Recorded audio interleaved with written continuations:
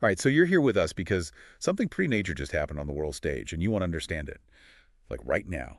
No time wasted. That's right. We're going deep today. Deep dive time. And the subject, well, the U.S. government, we're talking Trump administration here, has decided to stop funding the UN's World Food Program.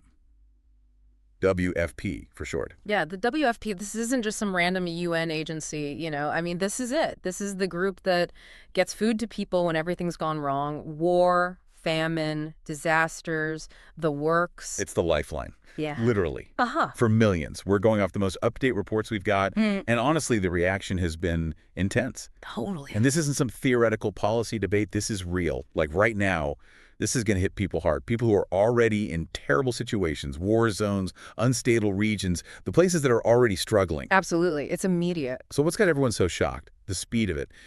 This decision seems to have come out of nowhere. Yeah. April 7th, 2025, today.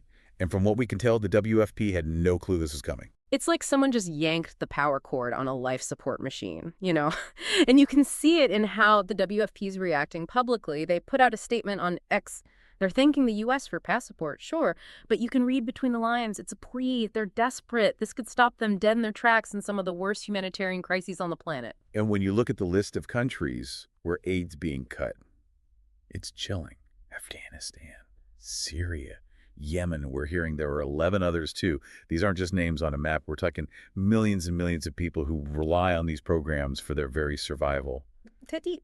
And get this, the reasoning they're giving for this 180, it's being pushed by a guy named Jeremy Lewin, works for this newish Department of Government Efficiency, part of Elon Musk's whole empire.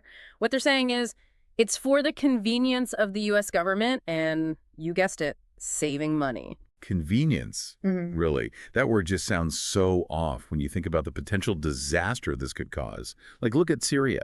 13 years of brutal civil war. ISIS still a threat. The country's on its knees. The U.S. has been giving a lot of aid, $230 million total, with $111 million going straight to the WFP for food. And that was keeping 1.5 million people fed. Bread, flour, the basics. And what happened immediately? Boom. 60 cancellation notices went out just this past week. That's how fast this is hitting. And it's not just Syria. You zoom out and it's a domino effect. Yemen, they're already dealing with what's probably the worst humanitarian crisis anywhere. They're cutting aid there too, even though food's already in their warehouses ready to go out. And it goes on. Lebanon, Jordan overflowing with refugees from Syria. Aid's gone there too. Then you've got Somalia, Afghanistan, a whopping 560 million slashed, reportedly, and Zimbabwe. They're all in the same boat, losing vital support. And we're not just talking food here. Right, in Afghanistan, it's a whole lot more. Forget basic rations programs to treat malnourished babies. Gone. Clean water initiatives. Cut. Mental health support for people who have lived through unimaginable violence. Terminated. And this one's heartbreaking. They had a program to help young Afghan women get education abroad, given how restricted their lives are now. That's gone too. What does that say about our commitment to human rights and stability in that region? I mean, it's a disaster. It's a huge setback. And that's the thing about humanitarian aid. It's not just charity. It's a vital tool for keeping the world stable. When people are desperate, when they can't even feed themselves, things fall apart. It leads to mass migrations, conflicts boil over, and it creates breeding grounds for extremism. Cindy McCain, she's the head of the WFP, she put it bluntly. These cuts are undermining global stability. But that's hard to argue with that when you look at the potential consequences. So what's the Trump administration saying about this? Why this huge change? They're claiming U.S. aid is wasteful and inefficient, that it's been funding what they call liberal causes. Look, I get it. Being smart with government spending is important. But doing it by gutting programs that are keeping people alive, it's a tough pill to swallow. You have to wonder what their priorities really are. And remember, this is coming after Secretary of State Marco Rubio told Congress that emergency food aid would be safe, that they wouldn't touch it. And now, bam, these sudden cuts, people are saying it's a surprise. So either things changed really quickly behind the scenes, or there's a serious lack of transparency here. And there's more. We're getting disturbing reports from the Al-Hol camp in Syria.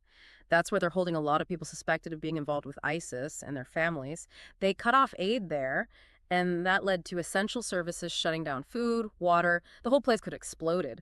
They're scrambling to restore some services now, but they've also canceled contracts with key groups like Save the Children and the UN Population Fund.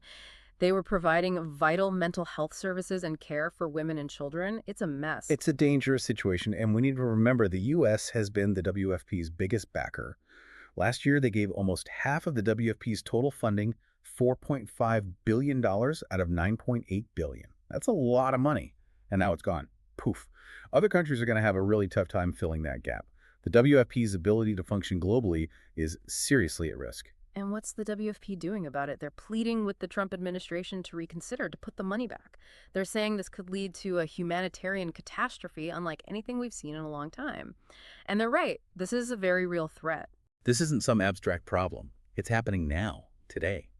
Millions of people are already in incredibly vulnerable positions, and now they're facing starvation, losing the aid they need to survive.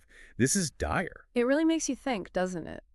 What is our role as a global community when it comes to helping those in need?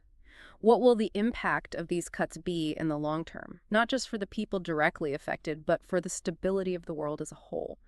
These actions have consequences. They ripple outwards. This isn't just about those immediate crisis zones. This is a complex web, and there are no easy answers. And it's not over.